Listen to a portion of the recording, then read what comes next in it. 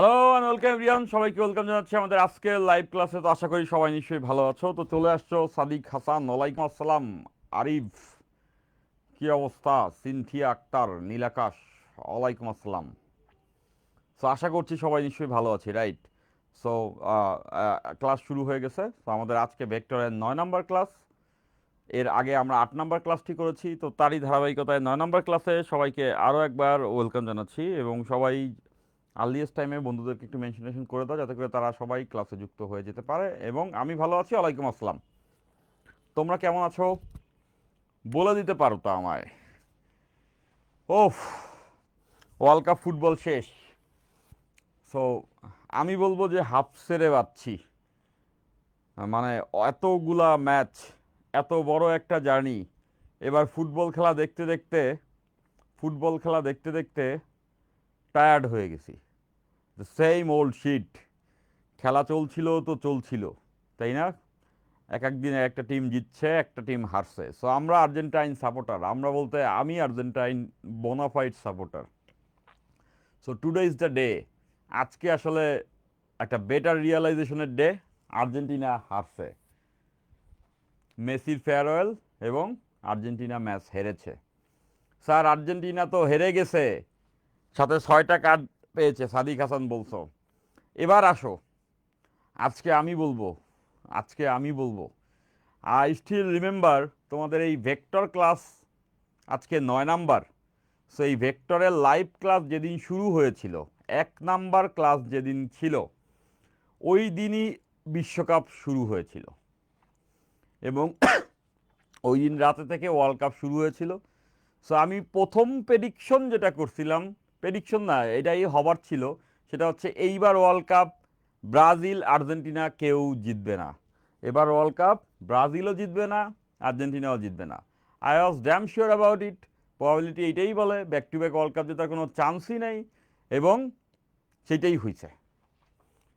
And that's the rule, এরকমই হওয়ার কথা ছিল।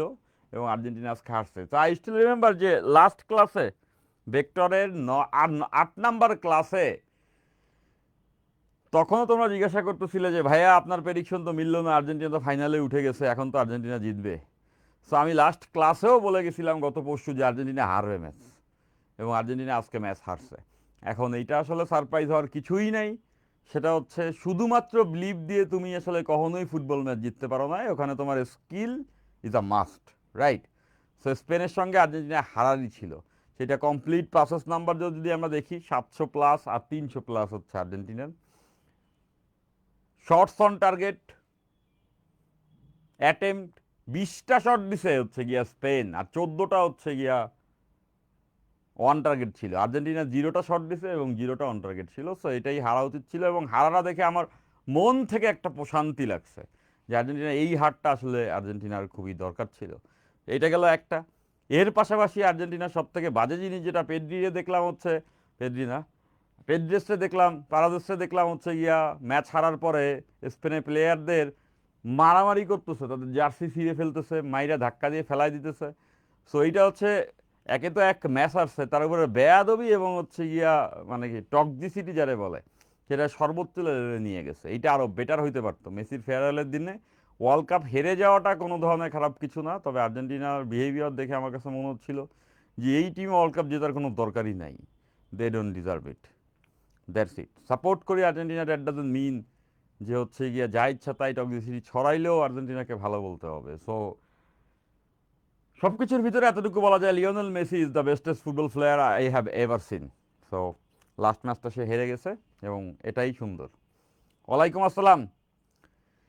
খুশি হয়েছে আর্জেন্টিনা হারাতে? আর্জেন্টিনা হারাতে খুশি হইছো? এর আমি জানি না আসলে একটা টিম হারলে কেমনে খুশি হয় আর একজন। যেমন ব্রাজিল হারলে আমি কখনোই খুশি হই না। কারো হার দেখে আসলে খুশি হওয়ার কিছু নাই, তবে কারো জয় দেখলে আনন্দ লাগে। স্পেন জিতছে, এটা আমার খুব ভালো লাগছে। 2010 সালে যখন স্পেন ওয়ার্ল্ড কাপ পায়, প্রথম ওয়ার্ল্ড কাপ, তখন ইনিয়েস্তা, জাভি এরা ছিল। নেদারল্যান্ডের সাথে ফাইনাল হয়েছিল। সো ওই দিন আমি স্পেনের সাপোর্টার ছিলাম। আমি আর্জেন্টিনা বোনাফাইড সাপোর্টার, তাও বলবো যে স্পেন সুন্দর ফুটবল খেলেছে। স্পেন খুবই সুন্দর ফুটবল খেলেছে, এবং স্পেনই আসলে এই জয়টা ডিজার্ভ করে। তো 2010 এবং 2026-এর মধ্যে একটা মিল আছে। স্পেন প্রথম ম্যাচ সুইজারল্যান্ডের সঙ্গে ড্র করছিল, 2010-এ। এবার কাবো ভার্দের সঙ্গে ড্র করছিল প্রথম ম্যাচ, এবং এরপরে আসলে তারা গ্রাজুয়াল ইমপ্রুভমেন্ট দেখাইছে এবং আর্জেন্টিনাকে আজকে জাস্ট আউটপ্লে করে দিছে। আর্জেন্টিনা ফ্রান্স দুইটা টিমকেই হারায় যারা ওয়ার্ল্ড কাপ জিতছে তারা ওয়ার্ল্ড কাপ ডিজার্ভ করে। So that's it. Fine. Enzo red card, Enzo তো রেড কার্ড খাওয়ার কাজ করছে। এনজো রেড কার্ড একজন বলতেছো স্যার আপনি ঠিক করেননি, আমি কি করলাম? আমি কি করলাম? এনজো রেড কার্ড যে খাইছে, এনজো রেড কার্ড খাওয়ার মতো কাজ তো করছে। এনজোরে তো এমনি এমনি রেড কার্ড দেয় না, এনজো ডেফিনেটলি রেড কার্ড খাওয়ার কাজই করছে। আগে একটা ফাউল করছে, তারপরে সে হচ্ছে যে চার্জ করছে, সেটাতে আসলে সে রেড কার্ডই খায়। এবং আর্জেন্টিনা মনে হচ্ছিল মারামারি করতে নামছে। আর্জেন্টিনা একটা গ্যাং কালচার চলে। তো আর্জেন্টিনা যে ম্যাচ খেলছে এটা আমার কাছে মানে অবাক হওয়ার কিছু নাই। আমার কাছে তো বরঞ্চ এটা অবাক লাগতেছিল ফাইনাল পর্যন্ত চলে গেছে কিভাবে এই টিম। খেলাটা আরও বেটার হইতে পারতো। খুব বোরিং একটা ফাইনাল ম্যাচ হয়েছে। Fine. So or ever the thing is, আমার জন্য খুশি হওয়ার বিষয় এটাই, প্রেডিকশন সবসময় মিলে না। প্রেডিকশন মিলে গেলে মনে হয় অনেক ভালো প্রেডিকশন, আর না মিললে মনে হয় worst. But or ever the case is, আমি প্রথম দিন বলেছিলাম যে আর্জেন্টিনা ব্রাজিল কেউ জিতবে না ওয়ার্ল্ড কাপ। তো সেটা জিতে নাই, ব্রাজিল তো জেতার কথাই না, আর্জেন্টিনাও জিতে নাই। লাস্ট ডেতেও আমি বলে গেছি যে আর্জেন্টিনা হারবে, এবং সেটাই হয়েছে।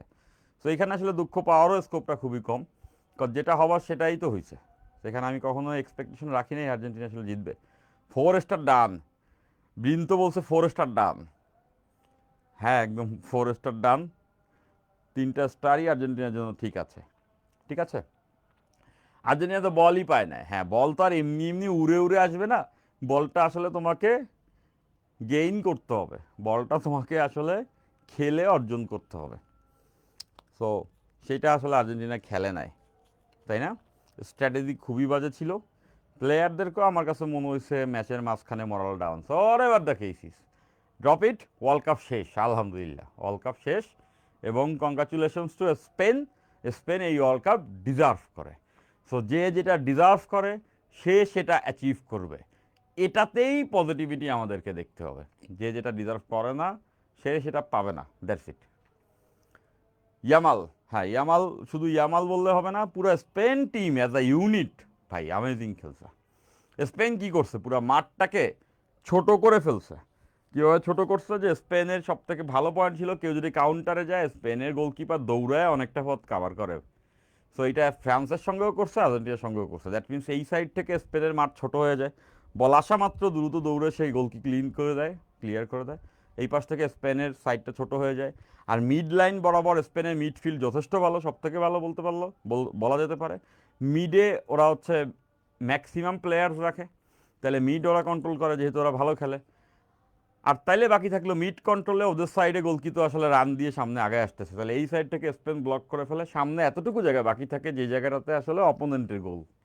সো ওই জায়গাতেই বল সব সময় থাকে, ওই জায়গাতেই আর্জেন্টিনা খেলছে, কাউন্টার প্রেস করছে খুব ভালো। সো বল আর্জেন্টিনার ডিবক্সের চারপাশেই ঘুরছে। এবং স্পেনের দুর্বলতা হচ্ছে তাদের ভালো ফিনিশার নাই। এই জায়গাতে আর্জেন্টিনা থাকলে, মানে আর্জেন্টিনা অন্যান্য টিম হিসেবে খারাপ হইলেও বাট স্কোরিং পজিশনে এতগুলো বল থাকলে আর্জেন্টিনা গোল দিত 3 থেকে 4টে, তাই না? তারপরেও এরকম ফাইনাল ম্যাচগুলোতে ছোট ছোট চান্সগুলোকে ক্যাচ করতে হইতো। সিমিওনি যে শটটা মিস করছে, মানে এনজো থাকলে গোল দিত। লাস্টে এক্সট্রা টাইমে যে বেশি কর্নার থেকে একটা বল আসে, আকাশে উড়ে মেরে দিছে। তো ওইখানে আসলে মেন্টাল স্ট্রেংথ ধরে রাখতে পারে নাই। মিডফিল্ড আর্জেন্টিনা পুরো ওয়ার্ল্ড কাপে বাজে গেছে, নো ডাউট, একদম মিডফিল্ড ছিলই না। মিডফিল্ড যদি হচ্ছে ভালো না হয় তাহলে ওয়ার্ল্ড কাপ জিতে চলে যাবে একটা টিম, এটা পসিবল না। আর্জেন্টিনা লাকি যে হচ্ছে গিয়ে ফাইনাল পর্যন্ত আসছে। সো এই আর্জেন্টিনাকে সাপোর্ট করার one of the biggest reason, ছোটোবেলা থেকে আর্জেন্টিনা সাপোর্ট করে 2006 সাল থেকে, 2002 সাল থেকে। সো এইটা আরও বেশি ইম্পর্টেন্ট ছিল লিওনেল মেসির জন্য। আই ডোন্ট নো লিওনেল মেসির অবসরের পরে আর্জেন্টিনার প্রতি ভালো লাগার জায়গাটা কতটুকু থাকবে। যাই হোক, আর্জেন্টিনা নাই রে, নাই রে, নাই, আর্জেন্টিনা নাই। সো আমার হাসি পায় তাদেরকে দেখে যারা হচ্ছে গিয়া জীবনের সব প্রাপ্তি এবং অপ্রাপ্তি আর্জেন্টিনা ওয়ার্ল্ড কাপ জেতা এবং না জেতার উপরে যে ইনভেস্ট করে ফেলছে। This simply a game of football. So এরকম খেলা ফুটবলে বহুত হবে, এবং এরকম করে ম্যাচ অনেক হারবে এবং অনেক জিতবে। So everyday it's a new day. Fine. সত্যি কথা বলতে আমি নিজে আর্জেন্টিনার ফ্যান হয়ে বলছি যে গতকাল সব থেকে বাজে ভাবে খেলছে। হ্যাঁ, আমিও আর্জেন্টিনার ফ্যান হয়েই বলতেছি যে একটুও রিগ্রেট লাগছে না আর্জেন্টিনা হেরেছে, একটুও রিগ্রেট লাগছে না। প্রথম 5 মিনিটসে খেলা দেখেই বোঝা গেছে যে আর্জেন্টিনার সক্ষমতা স্পেনের এগেনস্টে নাই। That's it, fine. সো বাদ, ভুলে যাও, ভুলে যেতে শেখো। এভাবেও হেরে যাওয়া যায়, ঠিক আছে? এভাবেও ফিরে আসা যায়, আর এভাবেও হেরে যাওয়া যায়। সো আর্জেন্টিনা হেরে গেছে। আমার তো মনে হয় আমি খুশি হয়েছি কিছুটা। এই আর্জেন্টিনা কোনোভাবে যদি ম্যাচ জিততো তো সেটা হতে পারে না, এরকম হওয়া উচিত না। ফাইন। হ্যাঁ, লাস্ট বাতাসে ছাতা ধরার 3টা অঙ্ক করিয়েছিলেন। হ্যাঁ, আমার ওটা মনে আছে। আমরা লাস্টের দিন বৃষ্টিতে ছাতা ধরার অঙ্ক করেছি। সো আপেক্ষিক বেগ, অ্যাপারেন্টলি বইয়ের যে পার্ট আছে ওটা আমরা দেখে ফেলছি, বাট আপেক্ষিক বেগের উপরে আমরা আরও various type of problem solve করব। সো আমি তোমাদেরকে বলেছিলাম ভেক্টরের যে আমরা প্লে লিস্ট ক্রিয়েট করছি। সো ভেক্টরে আজকে 9 নাম্বার, ধরে নিতে পারো 13-14টা ক্লাস হবে। খুব ঠান্ডা মাথায় আস্তে আস্তে করে আমি শেষ করছি, যেহেতু তোমাদের রেজাল্ট 20 তারিখ দেওয়ার কথা ছিল, সেটা আরও পিছিয়ে গেছে। তো আমাদের হাতে টাইম আছে, রেজাল্টের পরেও অনেকটা টাইম আছে। তো ভেক্টর ঠান্ডা মাথায় আমরা পড়বো, যেটা হয়তো 10-12 ক্লাস শেষ করা যাইতো। আমি 13-14টা ক্লাস নিব, 2-3টা বাড়ায় নিব, তাই না? এই পুরো ওয়ার্ল্ড কাপের মধ্যে তো কিছু সময় আমরা ওয়ার্ল্ড কাপ নিয়ে আলোচনা করছি, তো ধরে নাও ওইটাই এক্সট্রা টাইম। তো যেটা বলতে চাচ্ছিলাম যে আমাদের এই পুরো প্লে লিস্টের প্যাটার্নটা বা ফরমেশনটা এরকম হবে, আমরা সব কিছু পড়ে আগে শেষ করব, ফাইনালি যে লাস্টের 1-2টি ক্লাসে যত টাইপের প্রবলেম বইগুলোতে আছে ওগুলো টাইপ আকারে আমরা সলভ করব। তখন আমাদের এই নলেজটাকে আমরা যখন অকুপাই করব, তখন একটা হচ্ছে সম্যক আইডিয়া, হলিস্টিক একটা নলেজ চলে আসবে, ঠিক আছে? ফাইন। সো এবার আসো, আমরা আজকে চলে যাব এর পরবর্তী অংশে। সো আজকের যে অংশটা আছে এখানে আমরা আয়ত একক ভেক্টর সম্পর্কে আসলে পড়ালেখা করব, ঠিক আছে? ফাইন। তাহলে before further do, let's just jump into ইট। খেলাধুলা মাথা থেকে ঝেড়ে ফেলো। আমার জন্য এটা খুবই কষ্টের হওয়ার কথা ছিল আজকের দিনটা। ক্লাস নেওয়ার কোনো ধরনের মানসিকতায় কাজ করার কথা ছিল না আর্জেন্টিনার ফাইনাল ম্যাচে এরকম হার দেখে। 2014 সালে হার দেখেছি, 22-এ জিতেছি, এবং আজকেও আমরা হেরেছি। তো তাতে কিচ্ছু যায় আসে না। জীবন প্রচণ্ড, প্রচুর মৃত্যুতেও থামে না জীবনের উৎসব। সো ওয়েলকাম, আমরা ক্লাস করব, ঠিক আছে? আর্জেন্টিনার সাপোর্টাররা ভুলে যাও, ব্রাজিলের সাপোর্টাররা ভুলে যাও, সবাই ভুলে যাও। এই ওয়ার্ল্ড কাপের সময় সবার ভিতরে একটা যুদ্ধ লেগেছিল। মনে হচ্ছিল মানুষ মানুষ বিভিন্ন রকমের হয়, কেউ আর্জেন্টিনার সাপোর্টার, কেউ ব্রাজিলের সাপোর্টার, কেউ এই টিমের সাপোর্টার, এবং তারা একজন আরেকজনকে ডিসলাইক করতে শুরু করে, তাই না? একটা যুদ্ধ, একটা টক্সিসিটি। তো আমার কাছে মানে আলহামদুলিল্লাহ, আল্লাহ বাঁচাইছে এই মুহূর্তে এসা সব মানুষই যে মানুষ। ওয়ার্ল্ড কাপ আর্জেন্টিনা ব্রাজিল সব বাদ দাও, ঠিক আছে? ফাইন। এবার আসো আমরা আমাদের ক্লাস শুরু করে দিই। তো আমরা আজকে প্রথমে যেটা দেখব সেটা হচ্ছে একক ভেক্টর। একক একক ভেক্টর একক ভেক্টর একক ভেক্টর সম্পর্কে জানবো। একক ভেক্টর কি জিনিস? সংজ্ঞা খুব সহজ। যেই ভেক্টরের মান 1 সেই ভেক্টরকে একক ভেক্টর বলে। যেই ভেক্টরের মান 1, যে ভেক্টরের যে ভেক্টরের যে ভেক্টরের মান যেই ভেক্টরের মান একক বা 1, তাকেই আমরা বলবো হচ্ছে একক ভেক্টর। তাহলে এটা বুঝতে পারলাম যে একক ভেক্টর একটা ভেক্টর যার মান 1 হয়। তাহলে এই ভেক্টরের সিগনিফিকেন্স কি?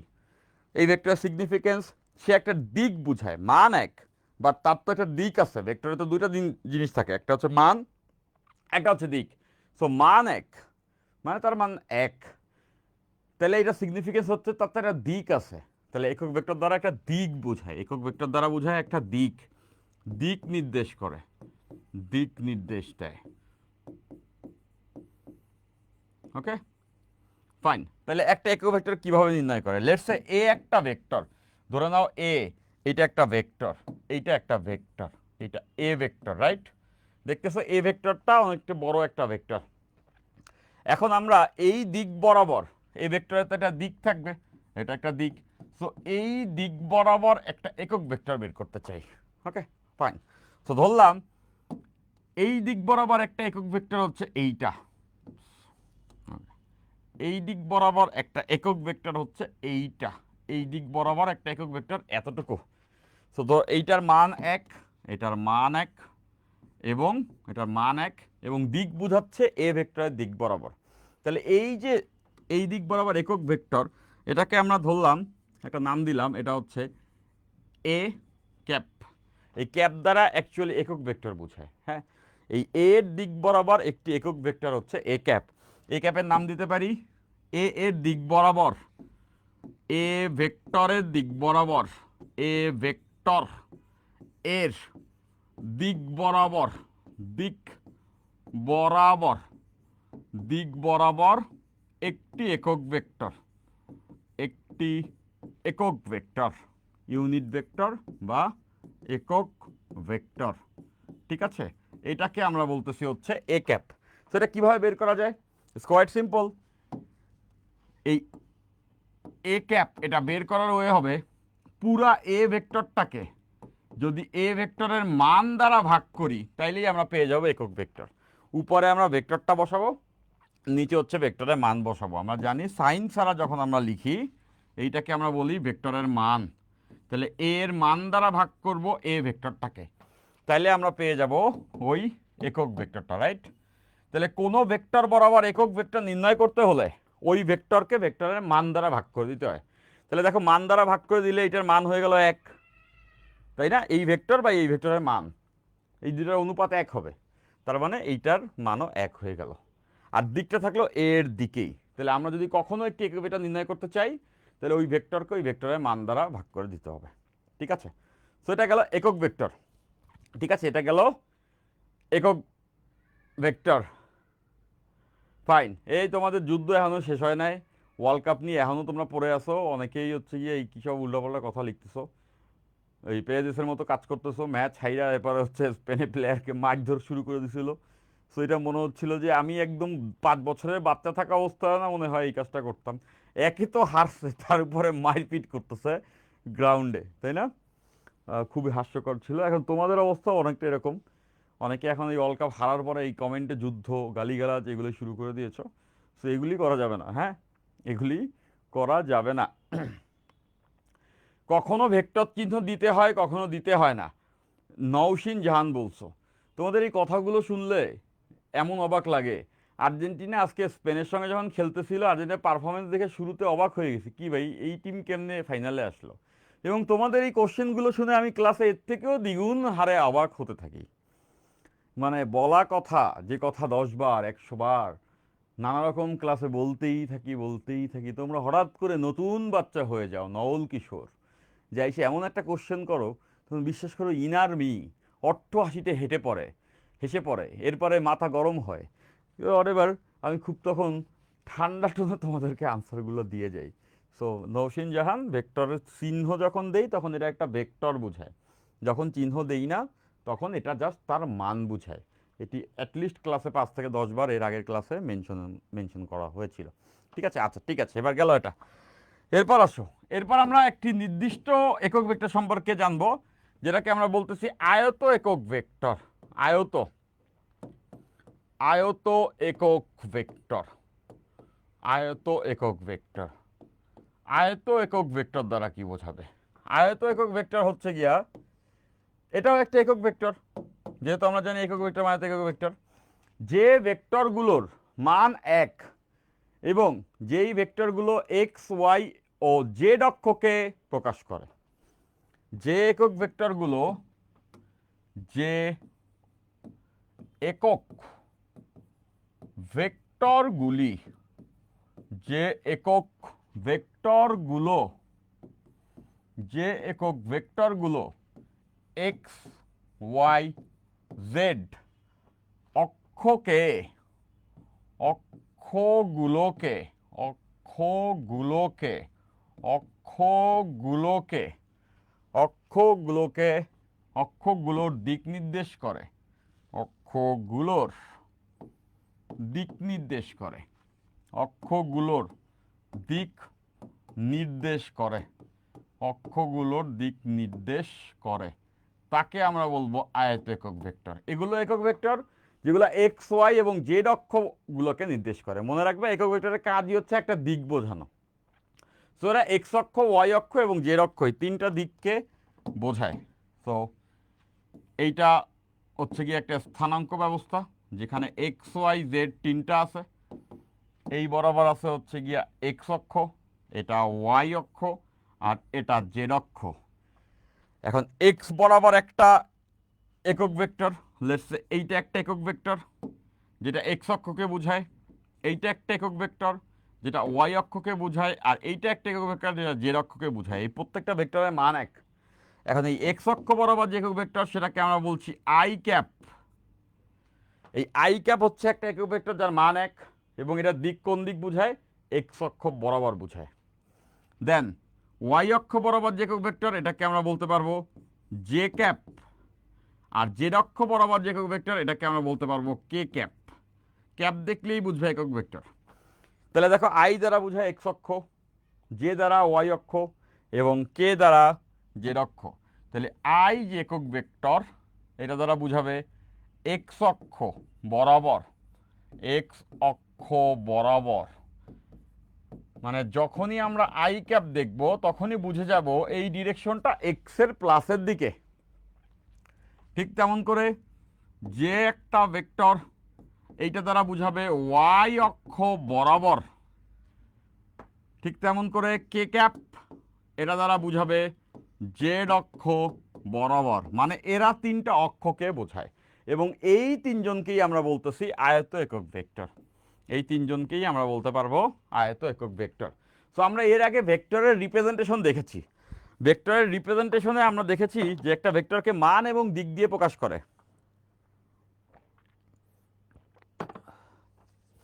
সো ভেক্টর রিপ্রেজেন্টেশনের আরেকটা ওয়ে হচ্ছে গিয়া আয়ত একক ভেক্টরের মাধ্যমে ভেক্টরকে প্রেজেন্ট করা। সো আজকে আমরা ভেক্টরের এই প্রেজেন্টেশনটা দেখব। ঠিক আছে? এত হার্ড কেন সব কিছু? সালমা আক্তার বলছো কোনো কিছু হার্ড না, সব কিছু ওকে আছে, একদম সিম্পল। হ্যাঁ, তুমি একটু সময় দাও, তুমি একটু মন দিয়ে পড়ো, তাহলে হার্ড। এই কথাটা যখন সালমা আক্তার বলো যে এত হার্ড কেন সব কিছু, তখন আমি তোমাকে বলবো দুনিয়াতে তুমি এর থেকে সহজ আর কি আশা করছিলা? মানে আমি তোমাদেরকে ভেক্টর ফিজিক্স পড়াইতেছি, মানে একদম নেমে এসে সহজতম ভাষায় সাবলীলভাবে তোমাদেরকে আসলে এই ভেক্টর ফিজিক্স পড়াচ্ছি। তো এর থেকে সহজভাবে যদি পড়াইতে হয় আমি সেই স্টুডেন্টকে বলবো তোমরা আরেকটু নিচের ক্লাসে ডিমোশন নিয়ে চলে যাবে, ওখান থেকে আরেকটু পড়ে আসলে তখন এটা আরও একটু ইজি লাগার কথা। হ্যাঁ, সো এর থেকে সহজভাবে বলা যায় না। সো এরপরে যখন বলো যে এত হার্ড কেন সব কিছু, তখন আমার খুব খারাপ লাগে যে ছেলেপান এত সহজ জিনিস নিতে পারতেছে না, তাহলে সামনে যখন কঠিন দিনগুলো আসবে, কঠিন কনসেপ্ট, তখন তো ওদের অনেক কষ্ট হবে। তখন আমার এমপ্যাথেটিক ফিল হয়। ঠিক আছে? আচ্ছা ফাইন, এবার আসো। তাহলে আমরা আয়ত একক ভেক্টরকে এটা বুঝে গেছি। সো আমরা আয়ত একক ভেক্টরের মাধ্যমে একটা ভেক্টরকে প্রকাশ করা শিখব। আয়ত একক ভেক্টরের মাধ্যমে একটা ভেক্টরকে আমরা এক্সপ্রেস করব। সো দেখো, যে কোনো ভেক্টর আমরা যখন যে কোনো ভেক্টর লিখতে চাই, আমরা যখন যে কোনো ভেক্টরকে প্রকাশ করি, তখন দেখো এক্স ওয়াই অক্ষের মাধ্যমে, এক্স ওয়াই জেড অক্ষের মাধ্যমেই কিন্তু সব ভেক্টরকে এক্সপ্রেস করা সম্ভব। লেটস সে এখানে একটা বিন্দু আছে, এটা তো 3D এরকম একটা কাঠামো, এইখানে একটা বিন্দু আছে। হ্যাঁ, সো বোর্ডের উপরে এই জায়গাতে, তো এই বিন্দুর স্থানাঙ্ক এক্স ওয়াই জেড, এই বিন্দুর স্থানাঙ্ক এক্স ওয়াই জেড, 3D স্থানাঙ্ক এক্স ওয়াই জেড, এই প্রত্যেকটাই প্লাস ধরে নিলাম। তাহলে ব্যাপারটা আসলে কি বোঝায়? ব্যাপারটা বোঝায় এক্স বরাবর এক্স যাবে, ওয়াই বরাবর ওয়াই যাবে এবং জেড বরাবর জেড উচ্চতায় উঠবে। তো আমরা এইভাবে করে দেখতে পারি যে লেটস সে এই যে এক্স অক্ষ বরাবর এক্স দূরত্বে আসবে, এতটুকু এক্স। দেন ওয়াই অক্ষ বরাবর দেখো এই সমান্তরাল রেখে এতটুকু আসছে, এটা হচ্ছে ওয়াই। আর জেড অক্ষ বরাবর এতটুকু উপরে উঠছে, এটা হচ্ছে জেড। তাহলে দেখো এক্স এক্স বরাবর ওয়াইতে ওয়াই বরাবর ওয়াই অংশ, জেডে জেড বরাবর এতটুকু অংশ উঠছে। সো ফাইনালি এই বিন্দুটার স্থানাঙ্কটা আমরা এইখানে বসাই। এইটা হচ্ছে ওই বিন্দুটা যেটা হচ্ছে এক্স ওয়াই জেড, যার স্থানাঙ্ক। ওকে, নিশ্চয়ই ভিজুয়ালাইজ করতে পারতেছে। এখানে তোমাদের ভিজুয়াল পাওয়ারকে একটু কাজে লাগাও। এই যে দেখো এক্স ওয়াই জেড, এটা এক্স, এটা ওয়াই, এটা জেড। তাহলে এক্স বরাবর এক্স গেছে স্থানাঙ্কে, ওয়াই বরাবর ওয়াই আসছে, জেড বরাবর জেড উঠছে, এইখানে আছে। খেয়াল করো, এই যে এক্স ওয়াই জেড এই বিন্দুতে আছে। তাহলে এই বিন্দুর স্থানাঙ্ক। Okay fine. সো আমরা এই যে বিন্দুটা আছে, হ্যাঁ, এইটাকে একটা ভেক্টরের মাধ্যমে এক্সপ্রেস করতে পারি। আমরা এভাবে লিখতে পারি যে এইটা একটা ভেক্টর, এই যে মূল বিন্দু থেকে ওই বিন্দুর পর্যন্ত কানেক্টিং যে ভেক্টর দেখতেছো, এটা মূল বিন্দু, এটা মূল বিন্দু, এইটা মূল বিন্দু, আর এইটা হচ্ছে ওই বিন্দু পর্যন্ত, এইটা একটা ভেক্টর। ওকে, সো এই ভেক্টরকে আমি নাম দিলাম এ ভেক্টর। এটা হচ্ছে এ ভেক্টর, এ ভেক্টর। তাহলে আমরা একটা কাজ করতে পারি, এই যে স্থানাঙ্ক আছে এটাকে এক্স ওয়াই জেড না বলে এটাও বলতে পারতাম A x A Y A Z, মানে স্থানাঙ্কগুলোর নামটা চেঞ্জ করে দিলাম। সো বুঝতেছো, এই যে এ এক্স আছে, এ এক্স দ্বারা বুঝাবে এ ভেক্টরের এক্স অক্ষ বরাবর অংশ, এইটা হচ্ছে এ এক্স। এরপরে দেখতেছো এ ওয়াই, এ ওয়াই দ্বারা বুঝাবে এ ভেক্টরের ওয়াই বরাবর অংশ। এরপর দেখতেছো এ জেড, এটা দ্বারা বুঝাবে এ ভেক্টরের জেড বরাবর অংশ।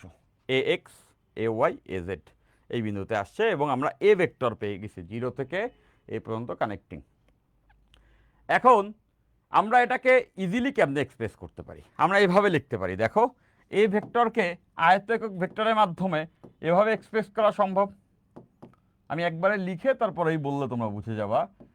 A x I cap plus A Y J cap plus A Z K cap, এভাবে করে একটা ভেক্টরকে আমরা আয়ত্ত একক ভেক্টরের মাধ্যমে প্রেজেন্ট করতে পারবো। এখন এটা দ্বারা কি বোঝায় দেখো, এ হচ্ছে একটা ভেক্টর, তাহলে আমি এই জিরো বিন্দু থেকে এই এ বিন্দুতে আসতে চাই, তাহলে এটা এভাবে লেখা যায় না যে এক্স অক্ষ বরাবর এ এক্স পরিমাণ যাব, ওয়াই অক্ষ বরাবর এ ওয়াই পরিমাণ যাব এবং জেড অক্ষ বরাবর এ জেড পরিমাণ যাব। সো এটাই কিন্তু বুঝাইছে। আমরা অলরেডি এটা জানি, এই I cap J cap K cap দ্বারা দিক বোঝায়। কোন দিক? এটা এক্স অক্ষ, এটা ওয়াই অক্ষ, এটা জেড অক্ষ। তাহলে দেখো এক্স অক্ষ বরাবর এ এক্স পরিমাণ যাবে, এ এক্স আই ক্যাপ দ্বারা বোঝায়, আই ক্যাপ দ্বারা এক্স অক্ষ বোঝায়, আর এ এক্স দ্বারা বোঝায় আই ক্যাপ বরাবর এক্স অক্ষ বরাবর কতটুকু যাব। তারপর এ ওয়াই জে ক্যাপ দ্বারা বোঝায় ওয়াই অক্ষ বরাবর কতটুকু যাব, আর এ জেড কে ক্যাপ দ্বারা বোঝায় জেড অক্ষ বরাবর কতটুকু যাব।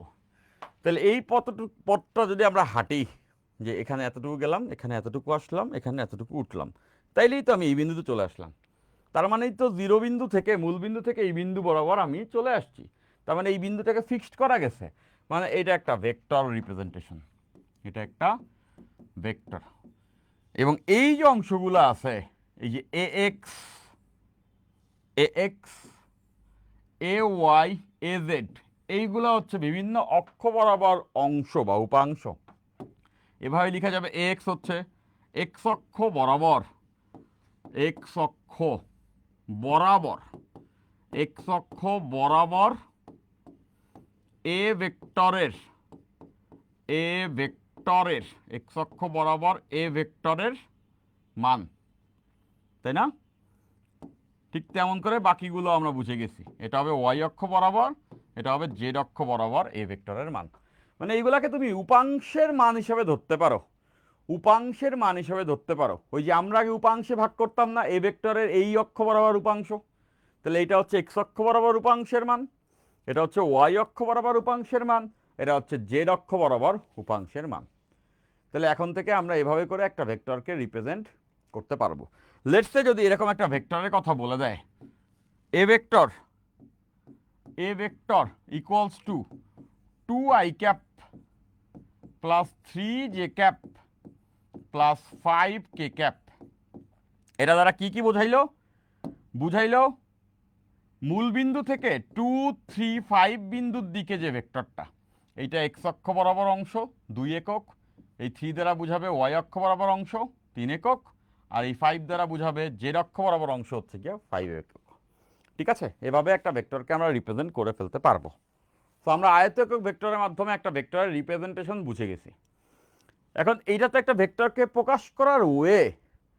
এখন কখনো কখনো ওই ভেক্টরের মানটা আমাদের জানা দরকার হবে, যে ওই ভেক্টরের মানটা কত। মান বলতে বেসিকলি বুঝাবে এই মূল বিন্দু থেকে এই বিন্দু পর্যন্ত এই দৈর্ঘ্যটা কত।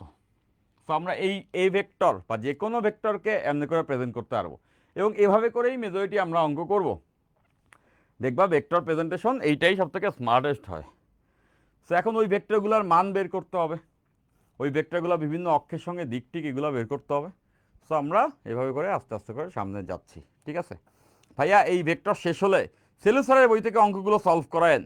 রোদ্দুর ক্যানভাস বলছো, সেলু স্যারের বই খুব ক্লিশে, মানে ক্লিশে বলবো না, মানে যত বই আছে তার মধ্যে ওখানে অনেক অঙ্ক আছে, বাট এতটুকুই তুমি চাইলে রোদ্দুর ক্যানভাস। আমি তো ভাবছিলাম ওগুলো তো অবভিয়াস, আরও একটু বেশি করাবো। এখন তোমার রিকোয়েস্ট যদি আমি রাখি তাহলে আমার পরিশ্রম একটু কমবে, অল্পের মধ্যে পার পেয়ে যাবো। তাহলে কি রোদ্দুর আমি অল্প অল্প পড়াই দিব, কম পড়ায় ছেড়ে দিব? সেটা কি করা ঠিক হবে? ঠিক হবে না। সো সেলু স্যারের বইয়ের অঙ্ক যা আছে সেগুলি থাকবে, ওগুলো থাকছে, ওগুলোর থেকে বেশি কিছু তুমি পাচ্ছ, ক্লাস করতে থাকতে হবে। ঠিক আছে, ডান পাশের স্ক্রিন দেখা যায় না, হ্যাঁ এই জন্য ডান পাশে কিছু লিখতেছি না, এখানে 5 যে ক্যামেরা পজিশনের জন্য ওখানে লিখবো না এরপর। ফাইন। তো এখন আমরা এ ভেক্টরের মান নির্ণয় করব, এ ভেক্টরের মান নির্ণয় করব। এ ভেক্টরের মান নির্ণয় বা ভেক্টরের মান নির্ণয়, ভেক্টরের মান নির্ণয়, ভেক্টরের মান নির্ণয়, ভেক্টরের মান নির্ণয়, ভেক্টরের মান নির্ণয়, ভেক্টরের মান নির্ণয়। একটা ভেক্টর আছে আয়ত একক ভেক্টরের মাধ্যমে এক্সপ্রেস করা হয়েছে, ওইটার মান নির্ণয় করতে হবে। এই যে আজকের ক্লাস কি যে দুর্বিষহ আমার জন্য, কিন্তু আমি এনজয় করছি। আমরা আর্জেন্টিনার সাপোর্টার, আমরা ওয়ার্ল্ড কাপ জিততে এই ওয়ার্ল্ড কাপ দেখি নাই, উই এনজয়, আমরা এনজয় করি। দ্য থিং ইজ, একটা ওয়ার্ল্ড কাপ আর্জেন্টিনা জিতবে সেটা দেখতে আসলে চাইতাম। সো 2002 সাল থেকেই সেটা চাইতাম, লিওনেল মেসির জন্য সেই চাওয়াটা আরও বেশি প্রখর হয়েছে। সো অনেকবার হোঁচট খেয়ে, অনেকবার দুঃখ কষ্ট পেয়ে 4 বছর পরে পরে আমরা 2022 সালে ওয়ার্ল্ড কাপ জিতেছি। এটা একবার দেখাই অনেক কিছু, আমি তো এটাই মনে করি। ব্যাক টু ব্যাক 2বার যদি দেখতাম তাহলে মনে হইতো আরে ওয়ার্ল্ড কাপ টোয়ার্ল্ড কাপ এগুলো কিছু না। তো সেটা হয়নি, ভালো হয়েছে। সো যখন 26-এর ওয়ার্ল্ড কাপ শুরু হয়, শুরু থেকে আমি এই কথাটাই বলতাম, আমরা আর্জেন্টিনার সাপোর্টার, আমরা সব পেয়ে গেছি।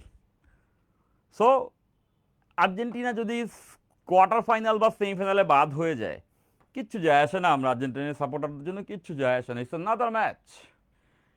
বাট 26-এর ওয়ার্ল্ড কাপের মোটো ছিল উই এনজয়, আমরা এনজয় করতে আসছি, আমরা খেলা দেখব, মজা করব।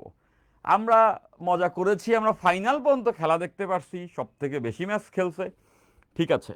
কিন্তু আজকে হেরে যাবার পরে কেমন যেন সব কিছু বিস্বাদ হয়ে যায় না, স্বাদহীন, স্বাদহীন লাগছে। আমার এক্সপেকটেশন ছিল না আর্জেন্টিনা জিতবে, তারপরেও আসলে খুব ভালো লাগছে এমন না। এর ভিতরে তোমাদের ক্লাস চলছে তাই না? সো মানে ভেঙে চুরে যাচ্ছে মন, তারপরও চলছে ক্লাস। ওকে ভাইয়া, এই বইটা অনেক কঠিন না? অত কঠিন না, সোজা আছে, পারা যাবে। হ্যাঁ, আচ্ছা, ফাইন। তো দেখো, ভেক্টরের মান নির্ণয়, আমরা এখন একটা ভেক্টরের মান নির্ণয় করতে চাই। তো আমাদের কাছে একটি ভেক্টর আছে, ভেক্টরটা হচ্ছে, ভেক্টরটি হচ্ছে A vector, A vector, A vector. তো এই সেই A vector, A x I cap, A Y J cap, A Z K cap. এখন আমরা জেনে ফেলছি এভাবে করে একটা ভেক্টরকে রিপ্রেজেন্ট করা যেতে পারে। এখন এই ভেক্টরে আমরা মান নির্ণয় করতে চাই। সো আমাদের চিত্র থেকে জিনিসটা বোঝা সহজ হবে।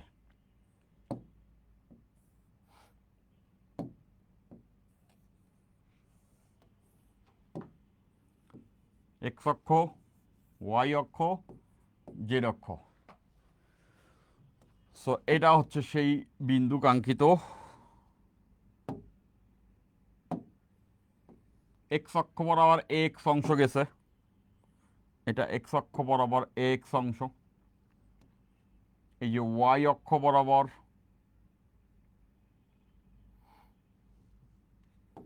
এ ওয়াই অংশ, এবং জেড অক্ষ বরাবর, জায়গা নিয়ে আঁকা দরকার,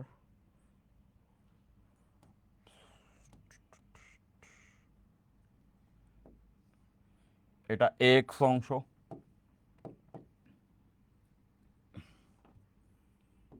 এটা এ ওয়াই অংশ, এবং এটা এ জেড অংশ। তো দেখো আমরা তিনটা অংশ বের করে নিলাম। হ্যাঁ, তো আমরা জানি এই যে বিন্দুটা রয়েছে, এখানে যে বিন্দুটি রয়েছে, এই বিন্দুটি হচ্ছে গিয়া A x, A Y, A Z. আর এই যে ভেক্টরটা আছে, এই ভেক্টরটা হবে এই মূল বিন্দু থেকে এই বিন্দু পর্যন্ত কানেক্টিং। এই যে এটা আমাদের এ ভেক্টর। এখন আমরা এই এ ভেক্টরটার মানটা বের করতে চাই। মানটা বের করা মানে এই রেখাটার দৈর্ঘ্যটা বের করা, মূল বিন্দু থেকে ওই বিন্দুটা পর্যন্ত যে কানেক্টিং এর দৈর্ঘ্যটা বের করা। তো এটা কীভাবে আমরা বের করতে পারি? তো আমি এখানে কিছু এক্সট্রা স্কেচ করে দিব। দেখো দেখো আমি এখানে একটা সমান্তরাল রেখা টানতে চাই। এই যে একটা সমান্তরাল রেখা, দেখি তো ঠিক আছে, হ্যাঁ ঠিক আছে, এই যে একটা সমান্তরাল রেখা টানছি। তাহলে এটা তো ভিজুয়ালাইজ করতে পারো আমরা সবাই। এইটা যদি এক্স হয় আর এইটা যদি এ ওয়াই হয়, তাহলে ইটস কোয়াইট কমন সেন্স এই তলে ভূমিতে, হ্যাঁ মনোযোগ দিও, ভূমিতে এইটা এক্স, এইটা এ ওয়াই, এ এক্স আর এ ওয়াইয়ের মাঝের কোণ কি 90 ডিগ্রি হয়, এক্স অক্ষ ওয়াই অক্ষের মাঝের কোণ 90 ডিগ্রি। তাহলে এটা কোয়াইট আন্ডারস্ট্যান্ডেবল, এটা এ এক্স, এটা এ ওয়াই। তাহলে এই যে ত্রিভুজটা আছে, এই যে ত্রিভুজটা আছে, এই ত্রিভুজে এইটা হবে অতিভুজ ভূমিতে। আঁকছি আমরা পার্সপেক্টিভে, দ্যাটস এরকম বাঁকা লাগছে, বাট এতটুক ভিজুয়ালাইজ সেন্স তোমার এমনি ইনবিল্ট ব্রেনে থাকতে হবে। তাহলে দেখতে পাচ্ছ এই যে ত্রিভুজটা আছে, এই ত্রিভুজে এইটা এ এক্স, এইটা এ ওয়াই, এক্স আর ওয়াই লম্ব, তাহলে এইটাই অতিভুজ। অতিভুজ কত হবে? অতিভুজ খুব সহজ, এটা বুঝতে পারতেছি। এ এক্স আর এ ওয়াই যদি হয় এটার মান, তাহলে অতিভুজটা হবে root over A x square plus A Y square, যেটা হচ্ছে এই রেখাটা।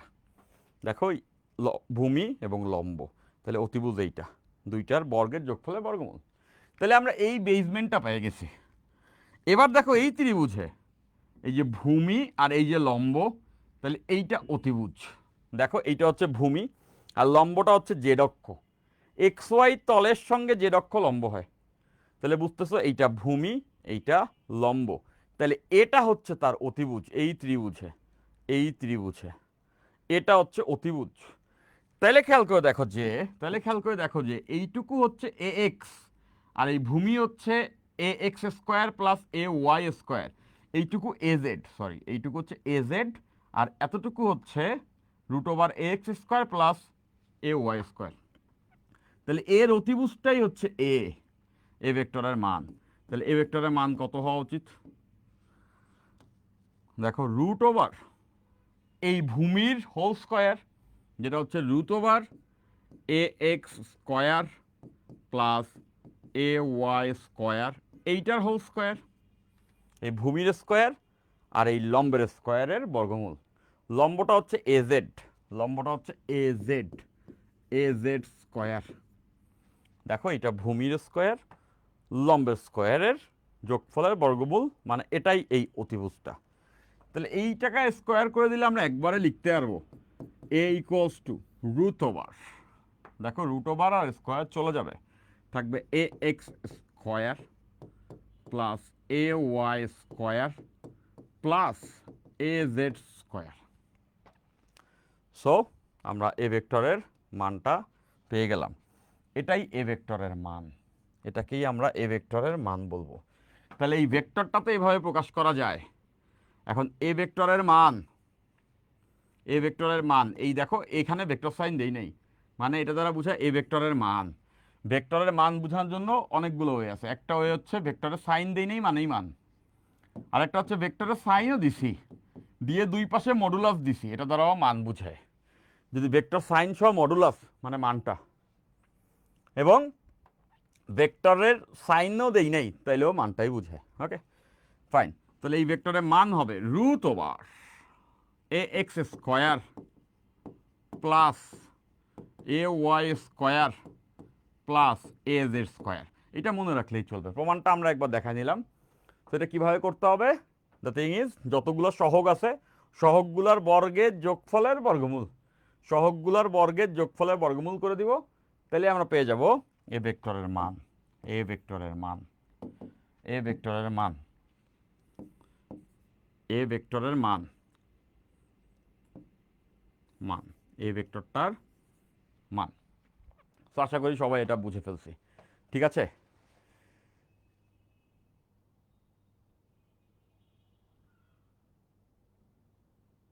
ও কি কয় মাহফুজ, যাই হোক ভাই বুঝি নাই, একজন বলছো ভাইয়া বুঝতে পারি নাই, সো তার জন্য আমি আরেকবার বলবো। এটা মাথায় ছিলই যে এটা আমি আরেকবার বলে দিব। ঠিক আছে, সো বুঝতে না যে পারছো তাকে বলবো যে মাল্টিপল টাইম একটা জিনিস শুনলে তুমি জিনিসটা বুঝে যাবা। কিছু জিনিস আছে ফিজিক্স সাবজেক্টটা কারো কাছে খুব দুর্বোধ্য কঠিন হয়ে যায়। কেন হয়? কার কাছে হয়? যাদের কাছে ভিজুয়ালাইজিংটা একটু টাফ। দেখো হিউম্যান ব্রেন দুই অনেক টাইপের হতে পারে, তার মধ্যে একটা মেজর টাইপিং এভাবে করে চিন্তা করা যেতে পারে। কারো কারো ভিজুয়ালাইজিং পাওয়ার খুব বেশি হয়, একটা জিনিসকে বস্তুগতভাবে চিন্তা করতে পারে, আচ্ছা এটা এরকম হলে এরকম এরকম দেখতে লাগবে। তাদের জন্য ফিজিক্স অ্যাপারেন্টলি সহজ। কিছু কিছু ব্রেন আছে সিমুলেশন বেটার পারে, বাট ভিজুয়ালাইজেশনে একটু উইক। সো এইখানে আমাদেরকে ভিজুয়ালাইজেশনটা করতে হবে ঠিক মতো। দেখো এক্স ওয়াই অক্ষ যদি তুমি ভিজুয়ালাইজ না করতে পারো তাহলে তোমাকে আমি অনেক কথা বললেও কিচ্ছু বুঝাইতে পারবো না, এটা হচ্ছে ট্রুথ। আর যদি তুমি ভিজুয়ালাইজ করতে পারো, আমি কিছু না বলে ছবিটা আঁকলেই তুমি দেখে বুঝে যেতে পারবা। সো আমার মনে আছে আমি যখন তোমাদের স্টেজে ছিলাম তখন ফার্স্ট ইয়ারে যখন ভেক্টরের এই অংশটা আমি দেখছি, ছবিটা দেখি আমি বুঝছি ইটস কোয়াইট অবভিয়াস। আমার জন্য ভিজুয়ালাইজিং একটু ইজি মনে হয়। যারা ভালো ছবি আঁকে, যারা পার্সপেক্টিভ, তারপরে বিভিন্ন রকম হচ্ছে চিত্র ভালো বুঝে, তাদের জন্য এই জিনিসপত্রগুলো দেখে অবভিয়াস মনে হবে। আর যাদের ওইটা একটু দুর্বল তাদের জন্য টাফ মনে হয়, তাদের জন্য আমি দুইবার বলতেছি। দেখো এই যে এই বিন্দুতে আসছি a x A Y A z, তাহলে এই a x A y x y তলে থাকো, মনে করো একটা রুমের মতো আছে, একটা তুমি যে রুমে আছো ওই রুম, ওই রুমে তুমি যে ফ্লোরে দাঁড়ানো আছো ওইটা হচ্ছে এক্স ওয়াই তল, দৈর্ঘ্য হচ্ছে এক্স, প্রস্থ হচ্ছে ওয়াই, ওই তলে তুমি দাঁড়ায় আছো, আর উচ্চতাটা হচ্ছে জেড। তাহলে এবার দেখো এই যে সেই মেঝে একটা টাইলস, এটা একটা টাইলস চিন্তা করো, এটা হচ্ছে টাইলসের দৈর্ঘ্য, এটা টাইলসের প্রস্থ, তাহলে টাইলসের কর্ণের দৈর্ঘ্য কত হবে? এরপর যে না বুঝো মায়ের কিন্তু দেখো এবার বুঝবে সবাই, আমি জানি এই টাইলসের দৈর্ঘ্য এত প্রস্থ এত, তো এটা কর্ণ কত হবে? টাইলসের কর্ণ কত হবে? কর্ণ হবে রুট ওভার দৈর্ঘ্যের স্কোয়ার প্লাস প্রস্থের স্কোয়ার, এই যে দেখো টাইলসটার কর্ণ। তো টাইলসের কর্ণ পাইছি, এবার ওই টাইলসের ওই কোণা থেকে লম্বালম্বি উঠে আসি এজেড। তাহলে দেখো টাইলসের কর্ণ আর ওই টাইলস থেকে উপরের দিকে উঠে আসছি, যে টাইলস থেকে উপরের দিকে উঠে আসছি, তাহলে এইটা হচ্ছে এজেড। তাহলে টাইলসের সাপেক্ষে ওই ফ্লোরের সাপেক্ষে উপরের দিকটা কি লম্ব না?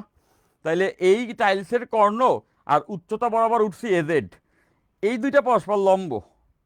তাহলে এই দুজনের বর্গের যোগফলের বর্গমূলটাই হবে এই বিন্দু থেকে এইটার দৈর্ঘ্য, মানে রুমের একটা কর্নার থেকে ওই উচ্চতা বন্ধু দূরত্ব। তাহলে এটার বর্গ এটার বর্গের যোগফলের বর্গমূল, তাইলেই চলে আসছে এটার দৈর্ঘ্য। এরপরেও যে বুঝো নয় এমন কেউ থাকবে না, আর যদি থাকে তাহলে ক্লাস শেষ হওয়ার পরে এই ক্লাসে তুমি দু তিনবার এই কথাটা দেখবা। এই কথাটা আমি আরো 10 বার বললে কিছু চেঞ্জ হবে না, বাট এই কথাটুকু বলে দেওয়াটাই যথেষ্ট আছে। অনলাইন ক্লাসের সুবিধা এটাই যে টিচার যখন একটা টপিক পড়ায়া যায় একবারই ডিলিভার্ড হয় না, ওই ক্লাস তুমি চাইলে যতবার মন চায় ততবার দেখতে পারো। But there is a loophole, teacher sufficiently যদি না বলে যায় তাহলে আসলে যতবার ইচ্ছা ততবার দেখেও লাভ নাই। And I am confident enough, I said more than sufficiency. Okay, 3D clear, Nowshin বলছো ক্লিয়ার। স্যার কেমন আছেন? ভালো আছি, খুব ভালো আছি। ওয়ার্ল্ড কাপ শেষ হওয়ার পর আমি এখন একটু বেশি ভালো আছি। এই লাস্ট 48টা দেশের ওয়ার্ল্ড কাপ দেখে প্রোডাক্টিভিটি কমে জিরোর দিকে চলে আসতেছিল, নিজেকে মনে হয়েছিল গণক বাবা হয়ে গেছি। মানে একটা হচ্ছে যে প্রবাবিলিটি দিয়ে প্রেডিক্ট করা কি হইতে পারে, আরেকটা হচ্ছে নিজেকে ফিল করা যে একটা গণক হয়ে গেছি, যে কোন ম্যাচে কে জিতবে হেন তেন। তো এটা এটা খুব বাজে একটা অভ্যাস, দুনিয়ার সব থেকে বাজে অভ্যাস এটা। রিলিজিয়াস পিওভি থেকে দেখলে এইটা তো কাইন্ড অফ সিরিকির মতোই হয়ে যায়, যে দুনিয়াতে কি হবে না হবে এটা বান্দা আগে আগে বলা শুরু করে দিছে, সে জানে সব কিছু, this is only God's decision, right? তো অনেকটা জুয়া খেলার মতো না ব্যাপারটা। জুয়ার বোর্ডে কি হয়, জুয়ার বোর্ডে প্রেডিকশন লাগে মানুষ টাকায় খেলে, আর ফিফা ওয়ার্ল্ড কাপে অনেকটা তাই হয়, একটা টিমরে সাপোর্ট কইরা এরপরে কে জিতবে কে হারবে মারামারি গুতাগুতি এটি হয়। So this is not a good practice. যতক্ষণ পর্যন্ত এন্টারটেইনমেন্ট ঠিক আছে, বেশি সিরিয়াস বাজে হয়ে যায়।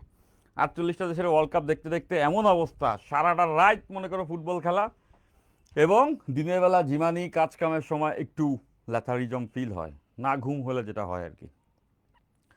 সো আমি আসলে লাস্ট কিছুদিন সাফোকেটিং ফিল করতেছিলাম, যে ভাল লাগছিল না। দেখতেছি অভ্যাসবশত সবাই দেখতেছি, এবং এটা তো আছে একটা ফ্যাশনের জায়গাও আছে, ছোটোবেলা থেকে দেখে দেখে অভ্যস্ত তাই। এবং এত লম্বা জার্নি খুব বিরক্ত লাগছিল। বিলিভ মি, ট্রাস্ট মি, আজকে ওয়ার্ল্ড কাপ শেষ হওয়ার পরে মনে হচ্ছে যে ওয়েলকাম ব্যাক, এইবার একটু লাইফে ফেরা যাক, দ্যাটস ইম্পর্ট্যান্ট। লিওনেল মেসি তার লাইফে কাপ টাপ সব জিতে জিতে মোটামুটি সে সাকসেসফুল একজন অ্যাথলেট। আমরা আমাদের জীবনে নিজের গোলটা নিজের অ্যাচিভমেন্টগুলোকে আস্তে আস্তে করে আনলক করি, ঠিক আছে? ওখান থেকে কিছু মোটিভেশন নেওয়ার থাকলে নিতে পারো। যদিও আজকে আর্জেন্টিনার খেলা থেকে মোটিভেশন এইটাই যে স্কিলফুল না হলে ম্যাচ জিতে যায় না, ঠিক আছে? ওকে, ফাইন। স্যার এতটুকু বুঝে গেছি, আমরা এটা সবাই বুঝে গেছি। তাহলে চলো আমরা এখান থেকে ছোট একটা ম্যাথ করি, ছোট একটি ম্যাথ করি।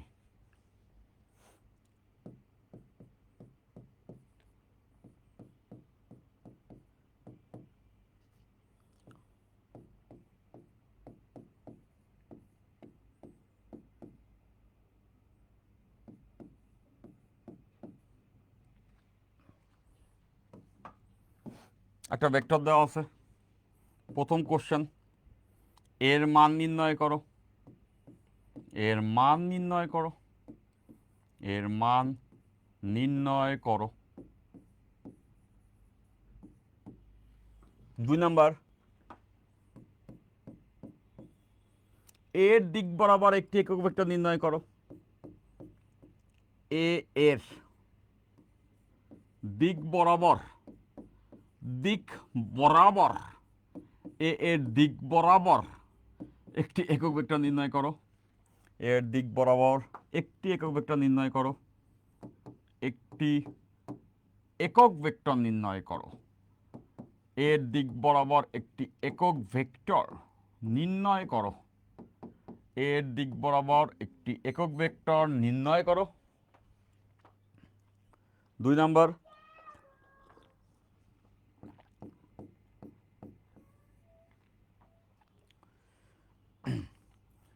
এ এর দিক বরাবর 25 মানের একটি ভেক্টর নির্ণয় করো। মানের একটি ভেক্টর নির্ণয় করো।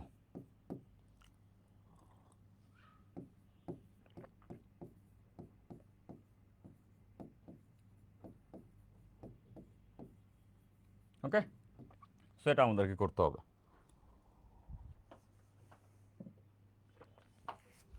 ফাইন, ভাই ভালো আছে? সাইফুল ইসলাম জিজ্ঞেস কেমন আছি? আমি ভালো আছি, আমি ভালো আছি, আশা করছি তোমরাও ভালো আছো।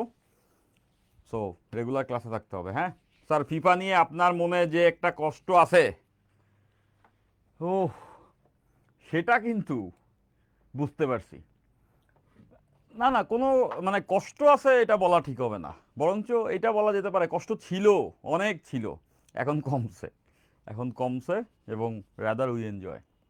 ফিফার প্রতি আমার অনেক অবজেকশন আছে। ফার্স্ট অফ অল হচ্ছে ফিফা আমার জীবনে বহুত সময় নষ্ট করছে। ছোটোবেলা থেকেই ওয়ার্ল্ড কাপ দেখা, এরপরে ওয়ার্ল্ড কাপে যখন অ্যাচিভমেন্ট না আসছে তখন লিগ ফুটবলে নিজের টাইম ইনভেস্ট করা, ওই ছোটবেলায় 2002 সালে মাইকেল ওয়েন যখন লিভারপুলের হচ্ছে গিয়া স্ট্রাইকার ছিল, ওই সময় থেকে আমি ইপিএলে লিভারপুল সাপোর্ট করি। লিভারপুল, তারপর চেলসি, এভারটন, টোটেনহাম, কতগুলো টিম যে আমি সাপোর্ট করে করে আসলে, নিউক্যাসল একটা টিম ছিল ওয়ান্স ইন আ টাইম, এখনো আছে আই গেস। এইটা পর্যন্ত আমি সাপোর্ট করে আসছি। ম্যানচেস্টার ইউনাইটেড, ম্যানচেস্টার সিটি, এগুলোর উত্থান কীভাবে হয়েছে এগুলো দেখে না, উত্থান তো অনেক আগে হয়েছে, মানে দেখে দেখে বড় হওয়া। তখন হয়তো বা ক্লাব ফুটবলের নামই আমাদের বাংলাদেশে গুটি কয়েক মানুষজনের মুখে ভিড়ে। এরপরে যখন হচ্ছে স্প্যানিশ লিগ দেখা শুরু হয়, এন্টার টু দ্য গ্যালাক্টিকোস, ওই যে রিয়াল মাদ্রিদের সেই টিম, ব্রাজিলের ওয়ার্ল্ড কাপ জেতা টিম, বার্সেলোনা একটা টিম, লুইস ফিগো তখন হচ্ছে ক্যাপ্টেন ছিল বার্সেলোনার, তখন রাউল গঞ্জালেস ছিল হচ্ছে রিয়াল মাদ্রিদের ক্যাপ্টেন। এই লিগ দেখা, এরপরে সিরিয়া এ লিগ থেকে শুরু করে যত লিগ আছে, এই ফ্রান্স লিগটি, এগুলো তো পরে শুরু হয়েছে, এখন তো সৌদি লিগও আছে, এটি তো ছিলও না তখন, তাই না? সেগুলো দেখে দেখে জাস্ট ওই স্যাটিসফ্যাকশন আনা যে নিজের টিম তো জেতে নেয় ওয়ার্ল্ড কাপ, তাহলে দেখতে থাকি ক্লাব ফুটবল, ওখানে কিছু না কিছু জিতবো। সেবার দেখতে দেখতে দেখতে একটা সময় আর্জেন্টিনার ওয়ার্ল্ড কাপ জেতাও দেখা হয়ে গেছে। তো এখন আসলে কষ্ট লাগে না, ইভেন ইফ ফিফার প্রতি ইনভেস্টেড হইতে হইতে আছে, কি বলে ওই যে আছে না, প্লে স্টেশন 4, তারপরে ছোটোবেলায় সেগা গেম ছিল, সেগা গেম মেগা গেম, ওইটাতেও ফিফা খেলা যেত। সো ওই ছোটোবেলা থেকে প্লে স্টেশন 2 থেকে এক্সবক্স থেকে শুরু করে করে ফিফা ফিফা সারাদিন ফিফা ফিফা। 2020 সালে করোনাকালীন সময় তো পুরো ডুবে গেছিলাম ফিফা খেলতে খেলতে, মানে এমন এক অবস্থা, ফিফা কম্পিটিশনে চলে যেতাম যে এই খেলবো আজকে। তো পরে একটা সময় রিয়েলাইজেশন হইলো যে এটা আমার বেশি সময় নষ্ট করে দেয়, তাই না? So this is kind of addiction. এখন এটার থেকে বেরোয় আসছি, ক্লাব ফুটবল একটু কম দেখি, ফিফা ওয়ার্ল্ড কাপ আসলে তো দেখতে হয়, ওটা দেখছি। সো আর আর না আর না আর না আর চাই না সময় নষ্ট করতে, ঠিক আছে? স্যার আমার কমেন্ট কি দেখেন না? গুনগুন বলছে, এই যে দেখলাম, ঠিক আছে, ফাইন। তো এবার আসো আমরা এই অঙ্কটা সলভ করবো। আজকে আমরা ক্লাস এতটুকুই করব, বেশি লম্বা করব না। আজকের দিনে ভাঙা মনে আমরা অনেকটা ক্লাস করে ফেলছি। দেখো, ফাইন, এর মান নির্ণয় করতে হবে। প্রথমে হচ্ছে এর মান নির্ণয়, এর মান নির্ণয়, এর মান নির্ণয়। বরঞ্চ রেদার আমি এই জন্যই মহা খুশি, সেটা হচ্ছে যে আমার প্রেডিকশন মিলছে, আমার প্রেডিকশন মিলছে। লাস্ট দিনের ক্লাসে তোমরা যদি ক্লাস তো দেখো না, তো এখন থেকে ক্লাস দেখবা, 8 নম্বরের ক্লাসে তোমরা স্কল করে দেখতে পারো, আমি বলে গেছিলাম যে ফ্রান্স কি বলে স্পেন জিতবে। ফাইন, এর মান নির্ণয় করে, এর মান নির্ণয় করো। তো এই একটা ভেক্টরটা মান নির্ণয় করতে হবে। তো আমরা অলরেডি জানি এটা মান নির্ণয় করা হয়ে হচ্ছে root over, root over, root over A x square a Y square. মানে ফুটবল খেলা দেখার ক্রেজিনেস এমন ছিল, এখন যদি আমি বলি তাহলে আমাকেও তোমরা হচ্ছে গিয়ে এই আর্জেন্টাইন প্লেয়ারদের মতো মনে করবা, টক্সিক, ম্যাচ হাইরা স্পেনের প্লেয়ারে মারতেছে। বলবো, বলি, 2002 সালে হচ্ছে আর্জেন্টিনা গ্রুপ পর্বে বাদ হয়ে যায়। সো ওই গ্রুপ পর্বে যখন বাদ হয়, তখন ইংল্যান্ডের সঙ্গে একটা ম্যাচ ড্র করছিল বোধ হয়, হ্যাঁ ড্র, হ্যাঁ এক গোলে মাইকেল ওয়েন গোল দিছিল মনে আছে। সো রাগে ক্ষোভে কি যেন একটা ছুঁড়ে মারছিলাম হাতে, তো একটা বড় টাইপের টিভি থাকে না বাক্স, ডিসি মাইরা গেছে টিভি ব্যাংকটা। তো প্রথম ওয়ার্ল্ড কাপ দেখতেছি, তাই না? সো এই ধরনের excitement is not good, right? তো ওই সময় ছিল অবসেশন, এখন তো নাই। ফাইন, তো এই জায়গা থেকে দেখো, এই এর মান হবে রুট ওভার 2 এর স্কোয়ার, 3 এর স্কোয়ার, 5 এর স্কোয়ার, 2 এর স্কোয়ার প্লাস 3 এর স্কোয়ার প্লাস 5 এর স্কোয়ার। 5 এর স্কোয়ার 25, 3 এর স্কোয়ার 9, 25 আর 9 34 আর 4, রুট ওভার 38, রুট ওভার 38 একক। মান হচ্ছে এত ইউনিট, এত ইউনিট। প্রথমটা ডান, প্রথমটা সলভড। এরপর 2 নাম্বার, এখানে কি বলছে? এখানে বলছে এ ভেক্টরের দিক বরাবর একটি একক ভেক্টর নির্ণয় করতে। আজকে ক্লাসে প্রথমেই আমরা এটা দেখছি, যে কোনো দিক বরাবর একক ভেক্টর নির্ণয় করার ওয়ে কি? এ ভেক্টরের দিক বরাবর একটি একক ভেক্টর নির্ণয় করার ওয়ে হচ্ছে এ ভেক্টর বাই এ ভেক্টরের মান, এ ভেক্টর বাই এ ভেক্টরের মান। তাহলে এবার দেখো, এই এ বরাবর একটি একক ভেক্টরকে আমরা ধরলাম এ ক্যাপ, এটা ইকুয়ালস টু হবে এ ভেক্টর ডিভাইডেড বাই এ ভেক্টরের মান। তাহলে এখন আমরা এ ভেক্টর এবং এ ভেক্টরের মান বসাই দিতে পারি। সো এ ভেক্টর তো গিভেন, যেটা 2i cap plus 3j cap plus 5k cap, এটা হচ্ছে এ ভেক্টরটা, এই যে বসাইছি এ ভেক্টর। আর এই ভেক্টরের মান আমরা অলরেডি বের করছি √38। সো নিচে হচ্ছে এ ভেক্টরের মান √38। তাহলে এটাই হচ্ছে গিয়ে ওই একক ভেক্টর। এটাকে আরো স্ট্যান্ডার্ডভাবে এভাবে রিপ্রেজেন্ট করা যেতে পারে। √38 দ্বারা ভাগ করে দেই, লিখতে পারবো 2/√38i cap plus 3/√38j cap plus 5/√38k cap. Okay, তো দেখো আমরা পেয়ে গেছি ওই একক ভেক্টরটা, এ বরাবর একক ভেক্টর। এইবার আসো 3 নাম্বারটা। এই ক্ষুদ্র ক্ষুদ্র অঙ্ক করার পরে কঠিন কিছু মনে হবে না, বাট এই ক্লারিটিগুলা, এই যে ক্ষুদ্র ক্ষুদ্র জায়গাতে কনসেপ্ট ক্লারিটি, এটা বড় বড় অঙ্কের ভিতরে তোমাকে শার্প রাখবে, বড় বড় অঙ্কের ভিতরে তোমাকে উৎরায় দিবে। বাট ক্ষুদ্র ক্ষুদ্র জায়গায় আমরা জানি কেমনে নির্ণয় করে, বাট ওইটা অ্যাকুরেটলি খাতায় লিখে নির্ণয় করতে পারি না। তারা মনে রাখবা এটা ইলিউশন অফ নলেজ, মনে হবে পারি, পরীক্ষার খাতায় নাম্বার নাই, পারা জিনিসই আটকে যাই। তো ওই জায়গাতেই আমাদের ওই জটটা ছুটাইতে হবে, যেটা আমাদের এই প্লেলিস্ট করলে হবে বলে আমি পুরোপুরি কনফিডেন্ট। তো 9 নাম্বার ক্লাস হয়ে গেছে। ধীরে ধীরে তোমাদের এই ক্লাস আরও চলতে থাকবে। সবাইকে ভেক্টরটা আমার সঙ্গে শেষ করার জন্য অশেষ অনুরোধ থাকবে। তুমি কোনো কোর্সে যুক্ত হও না হও তাতে কিচ্ছু যায় আসবে না, তবে এই ভেক্টর প্লেলিস্টটা আমি ফ্রিতে তোমাদের জন্য সবাই করাচ্ছি। ফ্রি বলা ঠিক হবে না, আমি ফ্রি শব্দের সঙ্গে আমি প্রচণ্ড রকমের অ্যালার্জিক। এটা একটা প্রিমিয়াম কোর্সের ক্লাস, যেটা আমি তোমাদের জন্য দেখার জন্য উন্মুক্ত করে রাখছি। কেন বলবো অনুরোধ এটাই, একটা চ্যাপ্টার তো পড়ে দেখো, হিসাইলি এডিক্টিভ হয়ে যাবে ব্যাপারটা, তোমার অভ্যস্ততা হয়ে যাবে ইনশাল্লাহ। এবং একটা হচ্ছে আমি একটা চ্যাপ্টারকে হাজায়া, মানে পেঁচায়া লম্বা কইরা টাইনা হিসরা এমন একটা অবস্থা বানাইছি, ইলাস্টিক টেনশন পিরিয়ড অতিক্রম হয়ে গেছে, স্থিতিশীল ক্লান্তি, মানে আছে না একটা রবারের টাইনা অনেক টানানি করলে কিন্তু লম্বা হয়ে যায়, পরে আর আগে শেপে থাকে না। তো এভাবে করে একটা ভেক্টরকে আমি অনেক ক্লাস নিলাম, এবং দেখা গেল তোমার বরঞ্চ ভয় ধরে গেল কি পড়লাম আমি, এক চ্যাপ্টার এত বড়, এরপরে তারও 10 চ্যাপ্টার রয়েছে। তার থেকে না, সেটা করলে হবে না, ফুল সিলেবাসে হবে না, শর্ট সিলেবাসে ঠিক ছিল।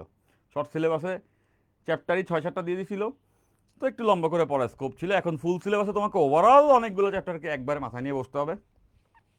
তো তখন তুমি যদি প্রিসাইজলি এবং কমপ্লিটলি সব টপিক না পড়ো, তো সেক্ষেত্রে তোমার লোডটা এমন হবে যে এত খাইছো বমি করে দিবা।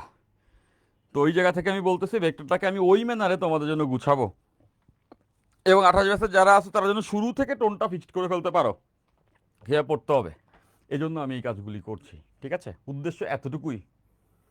কোর্সে ভর্তি হওয়ার জন্য সবাইকে ডাকাডাকি করার ইচ্ছা কোনো রকম নাই। কোর্সে স্টুডেন্ট আছে, আলহামদুলিল্লাহ আছে, এবং আরও অনেক হয়েও যায়।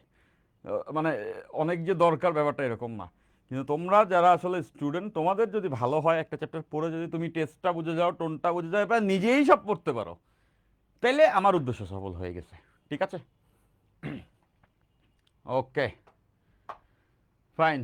হ্যাঁ ভাই, এই যে আসছে একজন, শিপাত বলছো ভাই আপনার ভবিষ্যৎবাণী মিলছে, স্পেন জিতছে। ভবিষ্যৎবাণী ছিল না, ওটা জাস্ট একটা প্রবাবিলিটি, মানে একটা প্রবাবিলিটি ছিল, এটা বলছি। ভবিষ্যৎবাণী করার মতো যোগ্যতা তো নাই, আর এটা করাও ঠিক না, এটা বলাটাও বোকামি।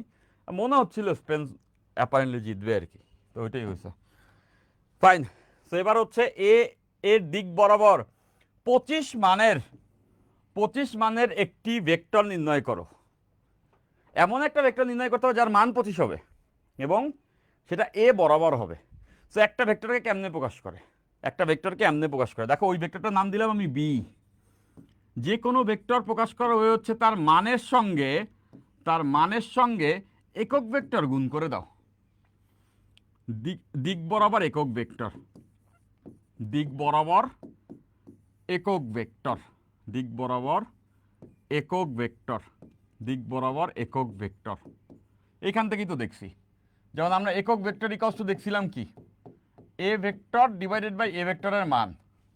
তাহলে এখান থেকেই দেখো তো এ vector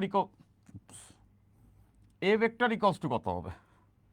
A vector equals to, এটা লেখা যাবে এ ভেক্টর ইকুয়ালস টু, এইটা এই পাশে গুণ হয়ে আসলে এ ইন্টু এ ক্যাপ। তাহলে এই লাইন থেকে বুঝতেছো এ দ্বারা বোঝাচ্ছে ভেক্টরের মান, এই এ ভেক্টরের মান, আর এই এ দ্বারা বোঝাচ্ছে এ বরাবর একক ভেক্টর, এ বরাবর একক ভেক্টর। তাহলে আন্ডারস্ট্যান্ডেবল যে কোনো ভেক্টরের মানকে যে দিক বরাবর ভেক্টরটা আছে সেই দিক বরাবর একটা একক ভেক্টর দ্বারা গুণ করে দিলেই ওই ভেক্টরটা আমরা পেয়ে যাচ্ছি। এইটাই আমরা এখানে লিখছি। বি ভেক্টর যদি বের করতে চাই, ওই বি ভেক্টরের মান এর সাথে বি ভেক্টর যে দিক বরাবর হবে সেই দিক বরাবর একটি একক ভেক্টরে গুণ করে দিতে হবে। এখন বি ভেক্টরের মান তো আমাদেরকে বলে দিছে, আমাদেরকে বলে দিয়েছে বি ভেক্টরের মান হবে 25। এত মানের মানে বি ভেক্টরের মানটি হতে হবে 25। এই যে 25 সাথে গুণ করতে হবে বি ভেক্টর যে বরাবর ওই দিক বরাবর একটা একক ভেক্টর। এটা তো বলাই আছে যে এ বরাবর ভেক্টরটি নির্ণয় করো, মানে এই বি ভেক্টরটা ডেফিনেটলি এ বরাবর হইতে হবে, এ বরাবর হইতে হবে। তার মানে এ বরাবর একটি একক ভেক্টরই এখানে বসাইতে হবে, বিকজ বি এর দিকও এ বরাবর। তো এ বরাবর একটি একক ভেক্টর আমরা অলরেডি নির্ণয় করে ফেলছি। এই যে এই যে এই যে এই যে এই যে দেখো, এই যে বি এর দিকে ওই দিকই, তাহলে এটা ওখানে বসাই দিব 2/√38 i cap 3/√38 j cap 5/√38 k cap। তাহলে এই জায়গা থেকে বি ভেক্টর ইকুয়ালস টু এই 25 গুণ হয়ে যাবে, এটা এখানে গুণ হলে 50 divided by √38 i cap plus 25 এখানে গুণ হলে 75 ডিভাইডেড বাই √38 j cap, এই 25 এখানে গুণ হলে 125 divided by √38 k cap। Sonam দেখো বি ভেক্টর নির্ণয় করে ফেলছে। এই বি ভেক্টরের মানটা বের করে দেখো, সবগুলা বর্গের যোগফলে বর্গমূল দ্বারা দেখবো এটার মান আসবে 25। ঠিক আছে, এবং এই ভেক্টরটা ডেফিনেটলি এ বরাবরই হবে যার মান 25। একজন বছর রেদওয়ান ভাই কই, জানি না রেদওয়ান এখন কোথায়। রেদওয়ান খুব আশাবাদী ছিল যে এবার আর্জেন্টিনা ওয়ার্ল্ড কাপ জিতবে, সো আমার কাছে মনে হচ্ছিল জিতবে না, তো ওইটাই হয়েছে আর কি। কষ্টে দুঃখে মনে হয় লুকায় আছে। আচ্ছা এবার ভাই সেলুসারের বইটা অনেক কঠিন, এই সেলুসারের বইয়ে নিয়ে তুমি এত পড়ে আসো কেন? তুমি এই মুহূর্তে রোদ্দুর কেন যেটা করো, সেলুসারের বইটা তুমি দেখা আপাতত বন্ধ করো, পরে বইরও হবার বইটি তুমি গুছিয়ে রেখে দাও টেবিলে। এরপর আমরা 9 নাম্বার লেকচার করতেছি, আমরা 13-14 নাম্বার পর্যন্ত লেকচার যাব, ওই পর্যন্ত আগে ক্লাসগুলো করো, করার পরে প্রবলেম সলভিং করবো সেগুলোও করো। এরপরে তুমি পুনরায় বইটা খুলে মিলাও এখন তুমি কি কি পারো আর কি কি পারো না, তখন অ্যাপারেন্টলি তোমার কাছে ওই বইটা আরেকটু সহজবোধ্য হবে। ঠিক আছে, ফাইন। 3 নং বুঝতে পারি না আতিক শাহরিয়ার, 3 নং বুঝতে পারো না বলে দিচ্ছে আবার। এ বরাবর 25 মানের একটি ভেক্টর নির্ণয় করতে হবে, তাহলে যে কোনো ভেক্টর মানে তার মানকে তা ওই দিক বরাবর এক ভেক্টর দ্বারা গুণ করতে হয়। তো মানই তো বলে দিচ্ছে 25, এখানে 25 বসাইছি। আর এই ভেক্টরটা কোন দিক বরাবর বলছে, এ বরাবর, তার মানে এ বরাবর একটি একক ভেক্টর নিলেই বি এর দিক পেয়ে যাব, যেটা আমরা আগেই নির্ণয় করে রাখছি এখানে। এ বরাবর একটি একক ভেক্টর, যেটা এখানে গুণ করে দিচ্ছি, ডান। ঠিক আছে ভাইয়া, আপনারা কে কোন চ্যাপ্টার নেবেন, এটা একটা ভালো কোশ্চেন। মানে এতটুকু বলতে পারি না, এটা হচ্ছে আমার তুমি আর্কাইভে মেজরিটি চ্যাপ্টার পাবা। তো জিনিসটা অনেকটা এরকম, তুমি সবার মানে যে চ্যাপ্টারেই আসে না কেন সবাই সব চ্যাপ্টার পাবা। কীরকম, যে যেটা লাইভে নিবে অন্যজন টিচারের আর্কাইভে সেটা থাকবে, বুঝতে পারছি? তার মানে আমার তুমি সবই পাচ্ছ। আমি যেটা লাইভে নিব ওটা তো নিলাম, যেটা আমি লাইভে নিব না ওইটার আমার আর্কাইভ তুমি পাবা। দ্যাট মিন্স কেউ কাউরে মিস করার কোনো সুযোগই নেই। ঠিক আছে ভাই, আমাদের কি শর্ট সিলেবাস হওয়ার সম্ভাবনা আছে? কেন, ওয়াই? আমি তো মনে করি না কোনো সম্ভাবনা আছে, থাকার কোনো কারণই নেই। এটা জঘন্যতম জিনিস হবে না, কোনো সম্ভাবনা নাই। তুমি বলার পরে আমার মনে হলো এরকম একটা কোশ্চেন কেন আসলো তোমার মনে নাবিল, না কোনো চান্স নাই। ঠিক আছে, এইটাই বলবো আমি। তো দ্যাটস ইট, আজকে ক্লাস এতটুকুই। আর্জেন্টিনা আজকে হারছে, ওয়ার্ল্ড কাপ শেষ, আমরা সবাই হ্যাপি এবং হ্যাপি স্টাডি। প্রত্যেকদিন ক্লাসে থাকতে হবে, রেগুলার হচ্ছে গিয়ে ক্লাস করতে হবে। এই কদিন এমন মাথা মারছিল ক্লাসে গ্রুপে কোনো জায়গায় পড়ালেখা রিলেটেড পোস্ট নেই, খেলে আর্জেন্টিনা আর্জেন্টিনা আর্জেন্টিনা। তো এখন আর্জেন্টিনা বাদ, খেলাধুলা বাদ, এখন পড়ালেখায় ব্যাক। ঠিক আছে, আল্লাহ হাফেজ, bye, tata, bye bye, love you, by.